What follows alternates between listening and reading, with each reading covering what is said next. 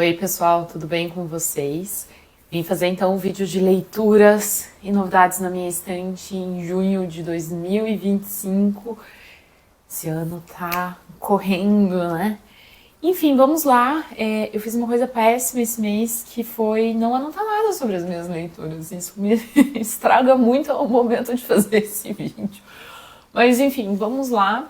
Começando com 3 livros que eu li para fazer um vídeo sobre leituras de autores que estão vindo para Flip. Então eu já falei sobre esses três livros com um pouquinho mais de profundidade. Eu vou deixar o link para vocês, caso vocês queiram dar uma olhada. Mas está aqui O Colibri, do Sandro Veronese, com tradução da Carina Giannini, publicado pela Autêntica Contemporânea. Desses 3, eu acho que é o que eu mais gostei. É um escritor italiano e ele vai acompanhar um personagem, o Marco, meio que pela vida inteira, desde seus amores, seu casamento, sua filha, suas perdas. É uma personagem que tem muitas perdas ao longo da vida. Enfim, eu gostei do narrador, gostei do jeito que o narrador constrói, tem uma certa ironia aqui, porém não foi assim, pra mim não foi um livro imperdível, não foi um livro que me marcou profundamente, ou que teve algum impacto mais profundo, assim. Mas foi legal ler. Li também A Arte do Erro, da Maria Negroni, publicado pela Sem Cabeças, com tradução de Ailén Medaille e Diego Cardoso. Outro livro que eu gostei de ler, gostei da escrita da Maria, fiquei bem feliz, inclusive, que alguém deixou lá nos comentários que tem um outro livro dela já publicado, eu vou dar uma olhada. Mas também não me marcou profundamente, não me encantou muito, e enfim. Aliás, esse aqui é um livro de resenhas, de não ficção, sobre literatura. Ela vai fazer ensaios sobre literatura. Eu gosto do jeito com que ela fala sobre literatura um pouquinho mais clássica, um pouquinho mais canônica, mas de um jeito bem contemporâneo. E gostei muito, aí sim gostei mesmo, de um ensaio dela sobre tradução no final do livro. E o terceiro livro que eu li para aquele vídeo foi O Perigo de Estar Lúcida, da Rosa Monteiro, com tradução da Mariana Sanches, publicado pela Todavia. Segundo livro que eu leio da Rosa Monteiro e decidi que Rosa Monteiro não é pra mim. É um livro que teria muito pra eu gostar, um ensaio sobre loucura, as relações de loucura e literatura, mas eu acho que ela se puxa de um jeito muito forçado pra dentro da narrativa dela e é dado demais, a informação demais, construído de um jeito meio um pouco, não sei, não é pra mim, gente, não é. Eu sei que tem muita gente que gosta dela, entendo, tá tudo certo, só não é pra mim mesmo, a Rosa Monteiro. Depois disso, eu li o Boulder, da Eva Baltazar, tradução de BRGB e Meritier Hernando Marçal, publicado pela Dublinense. Esse livro que eu li, porque foi o livro do Clube do Livro Traduzido, de junho. A discussão foi bem interessante. A Eva Baltazar é uma escritora de Barcelona, escreve em catalão, então a gente falou muito sobre a importância de traduzir do catalão e a representação que o catalão tem. Também é um livro com personagens LGBTQI, mas o que é interessante. E é um livro incômodo, é um livro provocativo, é um livro sobre uma maternidade meio que não desejada por parte de uma das parceiras, né? Uma parceira quer ter o filho, mas a outra não, e acaba embarcando por amor à outra, e os desdobramentos disso. Enfim, é um livro que incomoda. E incomoda, eu acho, de um jeito bom, né, em maior parte.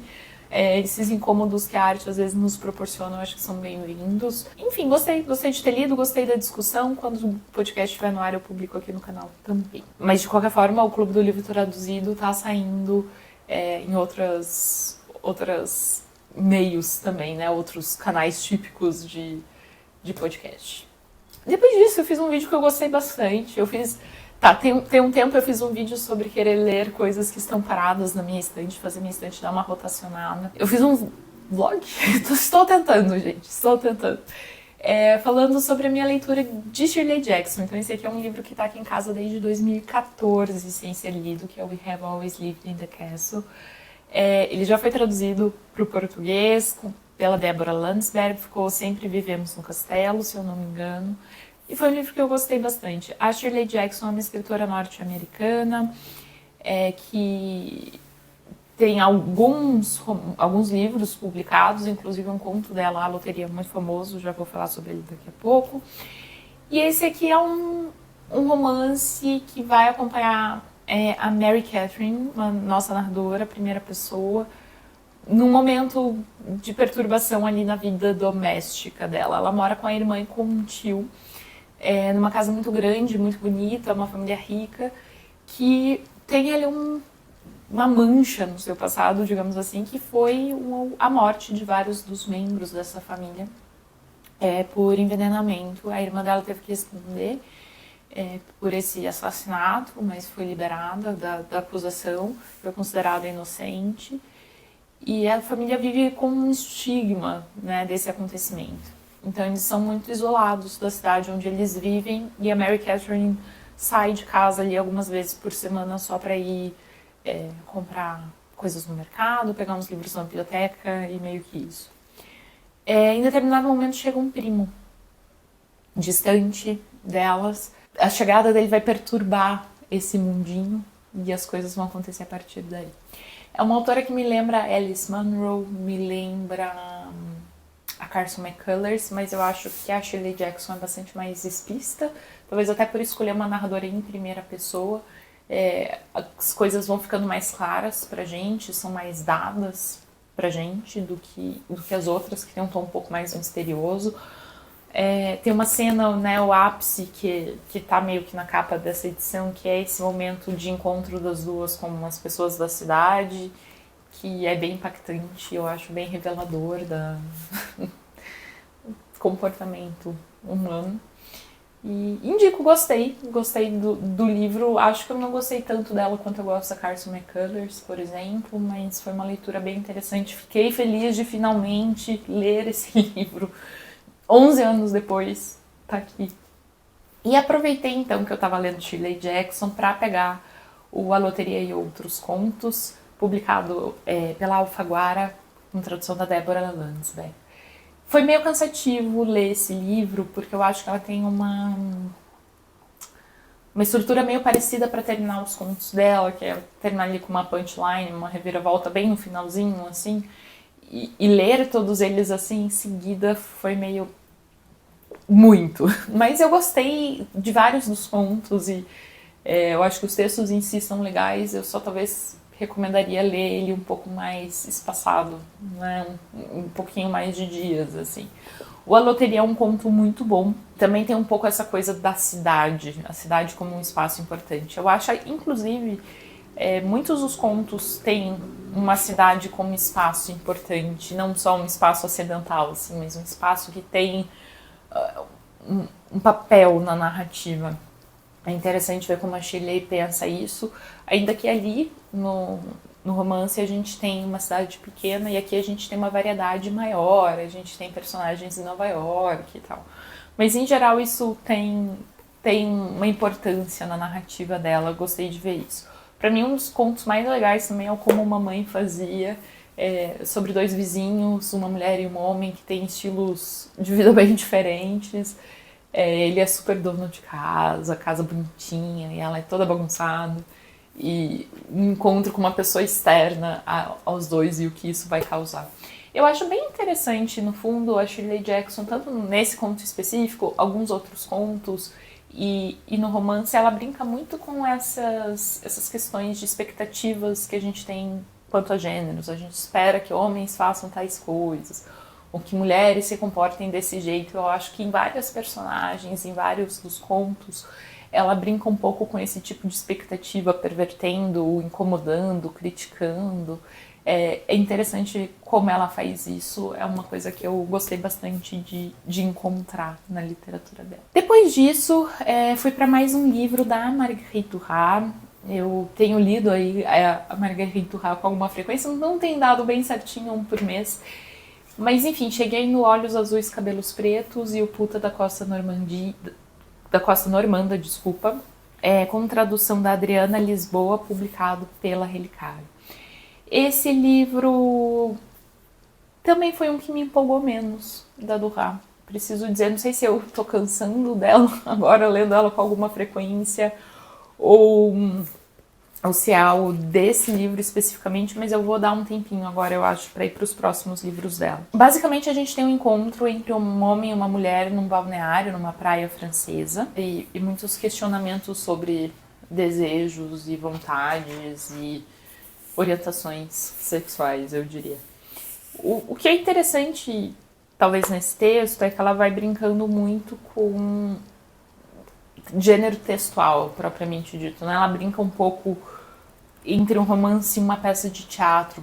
Tem uns trechos que parecem rubricas e tal, mas, enfim, assim, eu consigo entender o valor estético, eu consigo ver que tem algo interessante acontecendo, mas me envolveu muito pouco esse livro e, enfim, eu acho que dos livros da Duras que eu andei lendo, provavelmente é o que menos me encantou, menos mexeu comigo. Depois disso, eu já tava meio cansada do livro da Shirley Jackson, A Loteria, que, de novo, eu até gostei, mas o ritmo de leitura foi estranho, tava meio assim com a Marguerite Duras, então eu resolvi fechar o mês com um negócio assim, pipoca. Foi ao mesmo tempo ótimo e horrível. Tá aqui o The Ministry of Time, da Kaliane Bradley. Saiu pela, que editora é essa? Sceptre. Esse livro é uma ficção científica que teve alguma recepção em prêmios e tal, né? Tem aqui que ele foi listado para o Women's Prize e tal, então eu tinha ficado curiosa. A autora é inglesa, tem parte da família que veio do Camboja, então eu estava intrigada para ver o que vai acontecer, até porque eu tenho uma queda imensa por histórias de viagem no tempo, então eu estava bem curiosa para saber o que encontrar aqui. Foi divertido, foi um livro que me prendeu, é um livro razoável, né? Não tão curtinho assim, mas que eu li em poucos dias, porque eu realmente estava envolvida e a escrita da autora faz isso com a gente.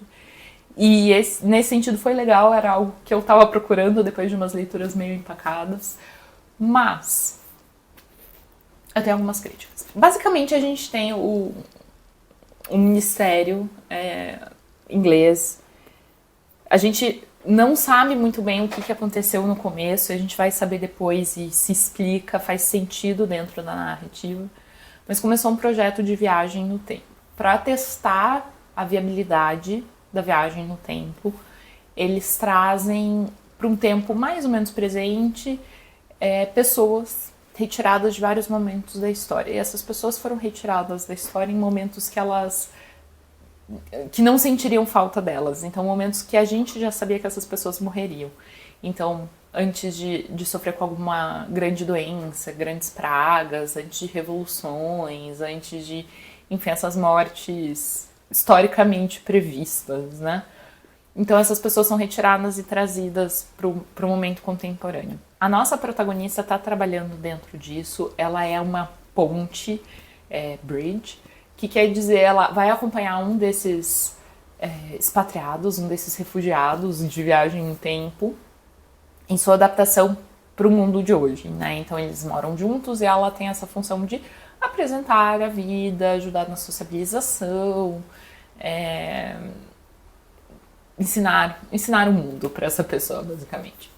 E o refugiado que ela recebe é o Graham Gore, que era um viajante explorador que fez parte de uma expedição para o Polo Norte para encontrar caminhos ali no Ártico de barco. Muito do livro é o relacionamento entre eles. E no começo eu gosto muito do livro porque tem muito aquilo de estranhamentos do tempo, estranhamentos de comportamento, que eu acho que é um dos grandes charmes da viagem no tempo, das narrativas de história no tempo, das narrativas de viagem no tempo, que é esse estranhamento, esses contatos improváveis, né? O contato entre pessoas de tempos diferentes, um contato impossível, mas que pela narrativa se permite. Eu acho que é uma das coisas que mais me interessa na história do tempo. E foi muito legal, esse começo foi muito charmoso pra mim. Eu também gosto da maneira com que a autora consegue deixar tudo bem redondinho. Essa personagem, a protagonista, a narradora, também tem um passado da mãe ser refugiada, e isso arredonda um pouco a experiência dela. Eu acho que ela tenta trazer aqui uma discussão acerca de cor, e talvez um pouquinho superficial, mas eu acho que não é tão comum para esse tipo de livro, então acho interessante que isso venha à tona. Dito isso, quando começa o romance entre os dois, eu achei chato, assim, achei clichêzão. E uma coisa que me chocou, bem o final, assim, o último finalzinho, assim, do livro, ele tem um clima meio thriller, meio suspensezinho, resolver a coisa, armas e tal, que pra mim, não sei, não precisava encaixar na narrativa. E o final, que a gente descobre que esse cara realmente existiu. E daí eu fiquei meio incomodada, porque eu até vi uma entrevista da autora depois, em que ela comenta que soube da história dessa expedição e ficou pesquisando as pessoas envolvidas e ficou meio obcecada com esse cara. E por isso que ela resolveu criar a narrativa, para poder trazer essa obsessão dela numa história. E pra mim é estranho que ela esteja fazendo isso com uma pessoa real. Eu preferia que ela tivesse inventado alguém que estivesse nessa expedição. Eu não sei, parece meio estranho, parece meio, sabe, pegar a memória de uma pessoa e transformar isso num romance barato, assim. Eu não sei, eu fiquei meio incomodada com essa parte. Não sei se eu tô sendo meio moralista, talvez, não sei, eu achei estranho. Divertido, envolvente, sim. Irrelevante, provavelmente sim. Não acho que seja um livro que eu vá pensar muito, acho que ele passou, assim, sabe? E levemente decepcionada. Eu achei que ia ter um...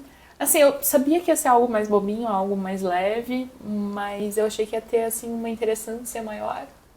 E não sei, pra mim pegou... Não sei, não curti, não era pra mim. Caso alguém já tenha lido, vamos conversar nos comentários, porque queria saber outras impressões também. E vamos então para os livros novos na estante, que são vários. Aconteceram coisas esse mês.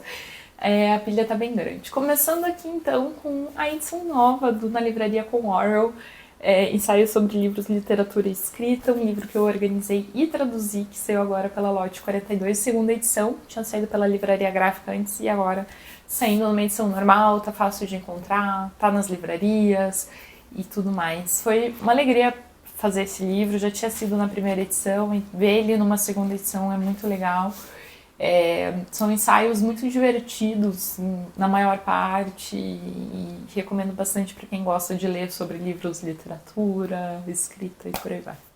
Fiz lançamento em São Paulo, foi muito legal. Fiz lançamento aqui em Curitiba, também foi muito legal. É muito legal conhecer pessoas através dos livros, assim, eu sempre gosto muito. E, enfim, foi ótimo. Quando eu tava lá em São Paulo, eu tava chegando ali na Barão de Tatuí para os eventos com o pessoal da Lote. Aliás, tem duas coisas online já. Tem a minha participação no podcast da Sala Tatuí, vou deixar ali embaixo, falando sobre o livro, e tem também uma aula aberta que fala sobre o Orwell, mas fala muito sobre, além do Orwell, escritores que têm um tom político para escrever sobre si mesmo, que eu gosto muito, então vou deixar esses links ali embaixo, caso alguém queira saber mais. Mas enfim, quando eu tava chegando lá, na rua Barão de Tatuí, onde ficam as salas e as livrarias do pessoal da Lote 42, eu vi um letreiro lindo de livraria, me desviei do caminho, falei, preciso ir nesse negócio. E era a livraria Ponta de Lança, que eu não conhecia ainda, mas eu achei um charme, uma fofura, uma graça, e quero ir lá de novo uma próxima vez. Eu não tinha muito tempo, porque eu tava indo gravar o podcast, a gente tinha horário marcado, então eu tinha só uns minutinhos ali sobrando de tempo, mas... Óbvio que eu fiz compras, encontrei lá um livro da Marguerite Duras, que eu acabei de falar que eu vou dar um tempo de ler, mas enfim. Tá aqui o A Vida Material, que saiu pela Bazar do Tempo, com tradução da Tatiane França.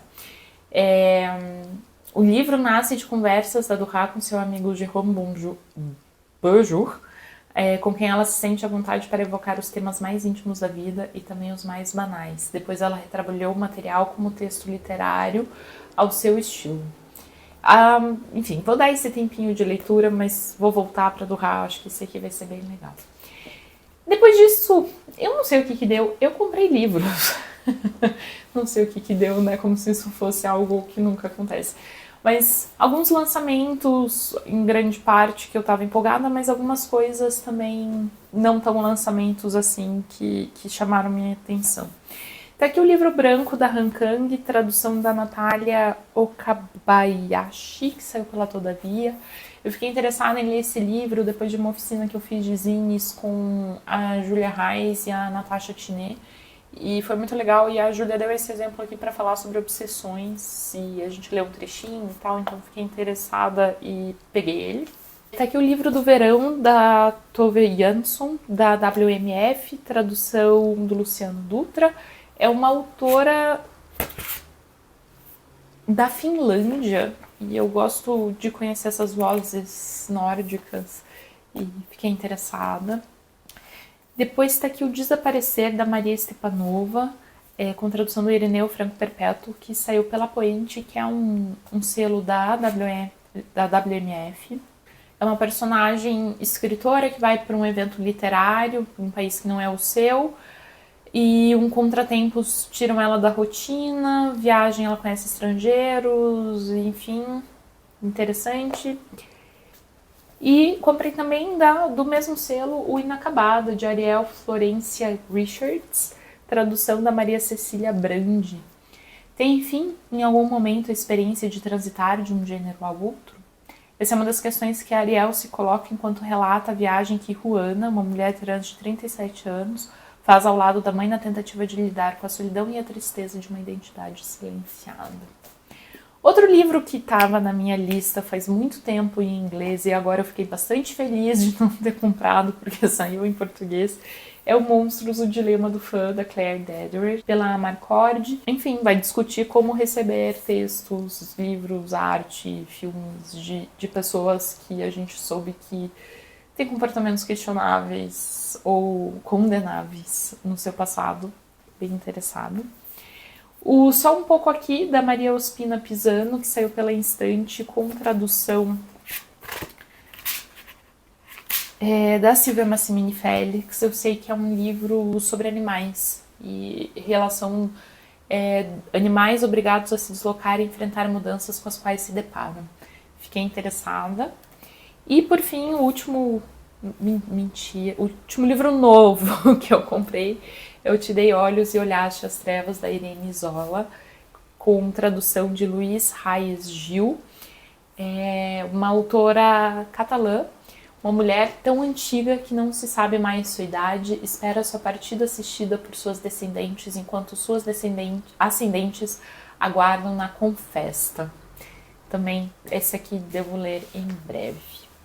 Depois disso, teve algumas coisas de sebo que eu encontrei.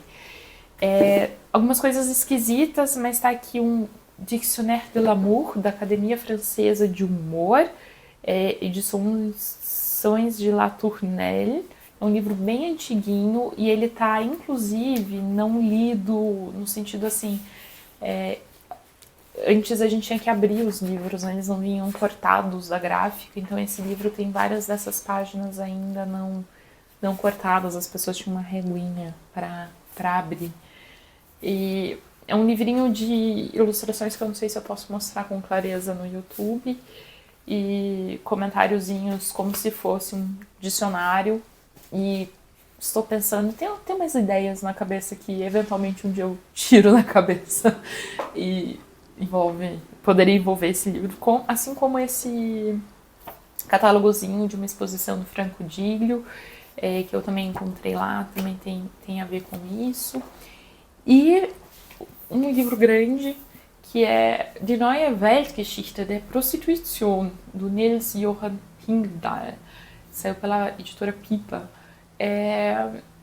Uma nova história mundial da prostituição. Eu vi umas críticas negativas quanto a esse livro, mas enfim, eu comprei no sebo, tava barato até. E tem alguns temas que me interessam, mas só para avisar que, enfim, existem ressalvas a ele por aí. E um outro dia eu fui levar uns livros no sebo, na realidade, e achei um livro da Iris Murdoch, uma edição bem antiguinha de The Sandcastle. É uma autora que eu tô com bastante vontade de conhecer, e então trouxe para casa também. Alguns livros que chegaram aqui de editoras, o pessoal da Telaranha, uma editora aqui de Curitiba, está lançando o primeiro romance do catálogo deles. Então tá aqui O Bom Massacre, do Leonardo Marona. Amei a capa, gente. Amei, acho que a capa foi, assim, um grande acerto. Estamos em uma festa, ou antes de uma festa, com paramilitares na puberdade e traficantes confundidos pelo vício. Ou depois de uma festa, num retiro para aristocratas que pretendem aflorar ou perder os sentidos. Nessa festa, promovida por uma elite decadente, enfant terrible e literatos presenciam uma espécie de milagre que vai mudar o curso de suas vidas. Em seu novo romance, Leonardo Marona nos conduz a mais um roteiro com elementos caros também à sua poesia. O abuso de substâncias químicas, a devassidão e as dinâmicas de poder para compor, enfim, a escrita sobre a escrita. Os leitores, meros mortais nesta obra dionisíaca, talvez possam encontrar um colo para se deitarem, entorpecidos pelo sexo e pela violência. Acho que vai ser bem interessante. Da Companhia das Letras, recebi O Sol na Cabeça, do Giovanni Martins, que até agora eu não li, eu sei que foi um fenômeno, né? Tem algum tempo, então está aqui, será lido em algum momento. E recebi também Um Apartamento em Urano, Crônicas da Travessia, do Paul B. Preciado. Paul é um pensador, um filósofo trans, e eu tô com algumas coisas dele em casa que eu tô querendo ler, mas não comecei ainda. Um livro muito fofo, muito interessante, é a Letícia Goldman, uma pesquisadora, professora brasileira que mora e atua no Chile, na PUC Chile, veio aqui para Curitiba para participar de alguns eventos na Universidade Federal do Paraná. E ela me deu de presente esse projeto muito lindo dela, que é uma tradução que ela fez com a Belém Rodrigues Salvatierra, de textos da Julia Lopes de Almeida para o espanhol. Saiu pela editorial Quarto Próprio e tem toda uma apresentação da autora e a seleção que elas fizeram, então estou bem curiosa para ver como foi trabalhar essa autora e levar ela para o Chile. Um caso muito legal de tradução. E por fim, um livro catálogo de uma exposição que está tendo aqui em Curitiba, que é o Parque de Diversões do Nelson Lerner, que eu gostei muito da exposição, então tá aqui o catálogo. É um artista que brinca muito com imagens da cultura local, assim, então ele brinca muito, por exemplo, com aqueles adesivinhos, e eu tinha um monte desses adesivos quando eu era criança, e traz isso para formar obras maiores, sabe? E não só os adesivos, mas esses cacarecos, essas estatuazinhas, bonequinhos, que quando a gente olha realmente marcaram ali uma época da gente aqui no Brasil, sabe? E ele brinca muito com essas imagens já feitas para construir coisas novas. Bem interessante também. Bom, pessoal, é isso. Esse é o resumo de junho. Muita coisa nova. Esse mês saiu um pouco do controle. Enfim, julho tem clipe, né? Sempre um perigo. Mas é isso. Espero que vocês tenham gostado. Me falem caso já tenham lido alguma dessas coisas. E a gente se vê no próximo vídeo. Tchau, tchau.